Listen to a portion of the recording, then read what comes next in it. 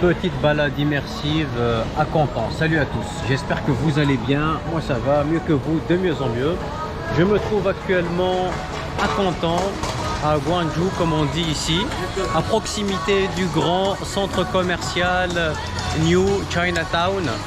Alors c'est un centre commercial où on vend principalement aux grossistes, à des personnes qui revendent, que ce soit ici en Chine ou dans le monde entier. Alors c'est de l'habillement principalement de haut de gamme et de milieu de gamme, mais vous avez aussi du bas de gamme. En tout cas, je suis dans le même quartier, il y a plein de centres commerciaux et chaque centre commercial a sa propre spécialité. Et comme vous pouvez voir, tout a été conçu pour faciliter les livraisons. Par exemple, ce tapis roulant, par exemple, il y a énormément d'installations, de gros ascenseurs, de chariots, de diables. Comme vous pouvez voir, des ruelles très animées. C'est une ville qui est bouillonnante, au sens propre et au sens figuré. Il y a énormément de monde. La densité par habitant, elle est énorme, comme vous pouvez voir. Bon, là, je traverse de manière pas très catholique, mais bon, c'est pas très grave. Le plus important, c'est de vous montrer rapidement. Voilà, vous voyez les prix, vous divisez par 8, c'est très simple. 8 approximativement. Donc là, c'est 29 pièces, 3 pour 3% yuan, 3% yuan, ça fait 12 euros. Les trois body, 3, excellent, donc 4 euros pièce. Et ça, c'est si vous l'achetez à l'unité. Les vestes, vous voyez, entre 10 et 20 euros maximum. C'est des vestes neuves d'hiver. Voilà, 100, c'est 12,50 euros. 12,50 €, vous avez deux jeans. Vous vous rendez compte, ça fait 6 euros le jean.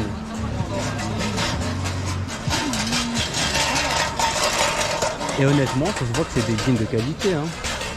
Des vestes en cuir, tout type d'habits. Voilà. Principalement des habits pour femmes, mais aussi des habits pour hommes.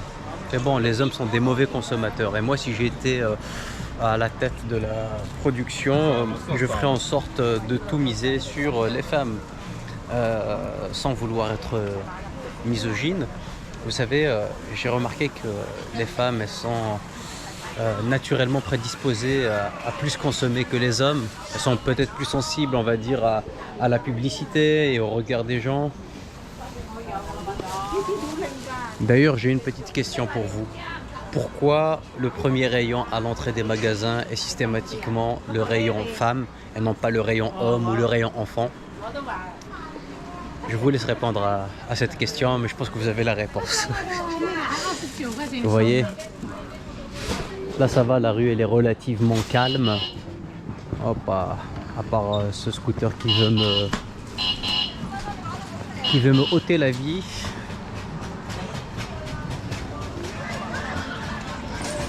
Vous en avez pour toutes les bourses.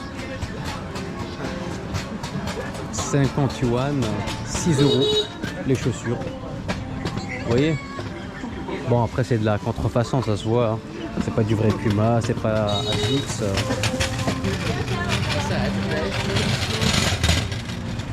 3 vestes pour 12 euros. Qui dit mieux?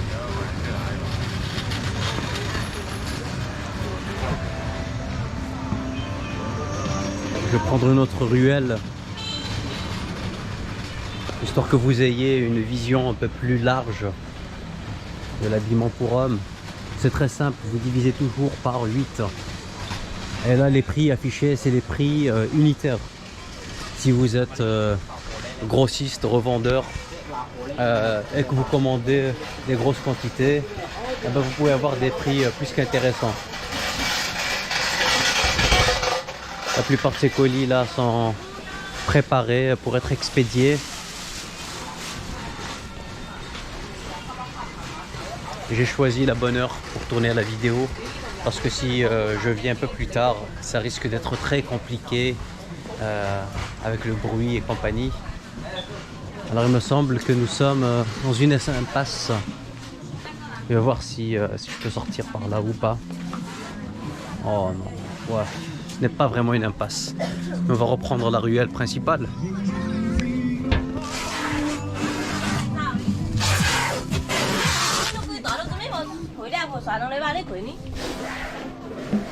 C'est le véritable atelier du monde. Il y a 10 ans, 20 ans, on disait que la Chine c'est l'atelier du monde. Aujourd'hui, c'est toujours le cas. Et à mon avis, avec l'intelligence artificielle et la robotisation des chaînes de production, à mon avis, le phénomène va s'amplifier et ils sont toujours compétitifs malgré le fait que les salaires, on va dire, locaux ont augmenté. On est passé de 200 $ par mois il y a 15-20 ans à aujourd'hui 700, 800. Ça, je vous parle de la fourchette basse, hein. Mais vous pouvez vous remarquer que la classe moyenne du pays a, comment dire, elle s'est amplifiée et vous avez beaucoup de petites fortunes qui se sont créées, même si les inégalités sont présentes, peut-être moins qu'en Inde, mais quand même. Mais rien qu'à voir le parc automobile, franchement, on peut se sentir pauvre et déclassé, notamment en Europe. Que des voitures électriques, des voitures récentes, des voitures qui doivent coûter au moins 25-30 000 €. Et c'est la norme, hein, c'est la norme. Alors que, on va dire, en Europe, l'âge moyen des véhicules est aux alentours des 10 ou 12 ans, si je ne dis pas de bêtises, alors qu'ici ça doit être 3-4 ans. Je vous parle des grandes villes, hein. En zone rurale, ça ne doit pas vraiment être le cas. Mais c'est vraiment une superpuissance en ébullition qui va probablement dépasser les États-Unis dans les années à venir. Je pense que le gagnant de la place de leader sera celui qui maîtrisera au mieux l'IA. Et je n'ai aucun doute que ce sera les Chinois. En tout cas, moi je suis pour le fait qu'il y ait un monde multipolaire pour éviter toute dérive et pour équilibrer naturellement les rapports de force. Vous voyez tous ces colis là?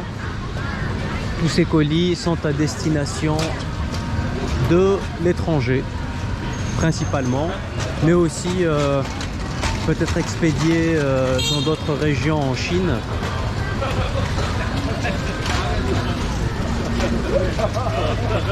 Très peu de touristes. Il y a principalement des businessmen. Je suis l'un des seuls touristes ici. Mais c'est intéressant parce que le tourisme a tendance à dénaturer les lieux. Les prix ils augmentent rapidement. Par exemple à Bangkok, les prix ils ne cessent d'augmenter. Et je pense que les touristes aussi payent plus que les locaux. Et ça, je trouve que c'est injuste. Pareil pour certains pays et certains sites touristiques, notamment en Inde, où les touristes payent 10 à 15 fois plus que les locaux. C'est scandaleux, inadmissible. Et puis les locaux, ils sont moins sympas. Ils ont tendance à être plus facilement irrités et irritables.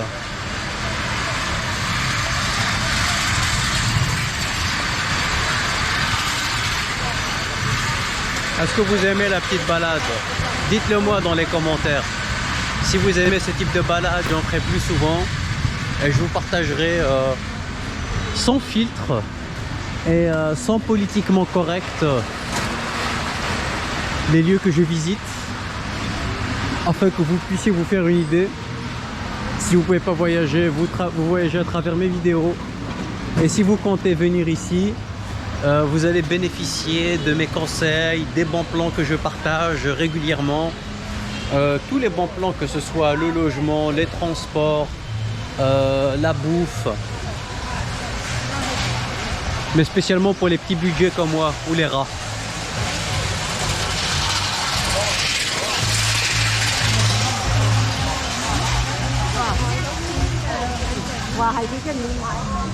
Alors il y a une odeur assez particulière que l'on peut sentir un peu partout, on va dire, dans les pays d'Asie.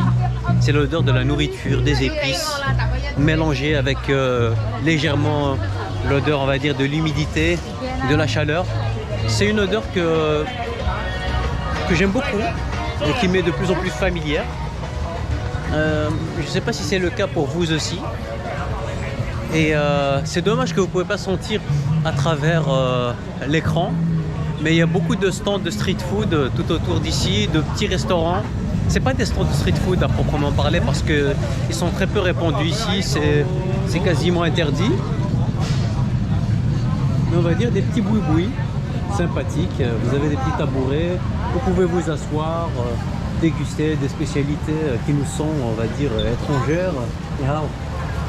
Mais ça... c'est vraiment sympa, c'est des paysans et honnêtement moi j'aime beaucoup ce type d'ambiance où on se sent perdu, on ne sait même pas ce qu'on mange.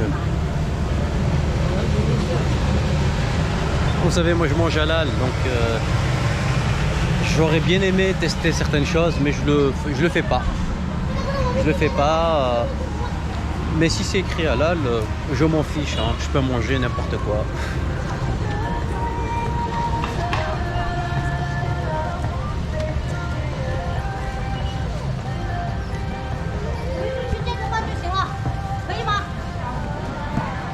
Alors là, je vais me diriger vers un autre centre commercial et je vous tournerai la vidéo dès que je serai arrivé. En tout cas, merci pour votre attention. N'hésitez pas à liker, partager, commenter.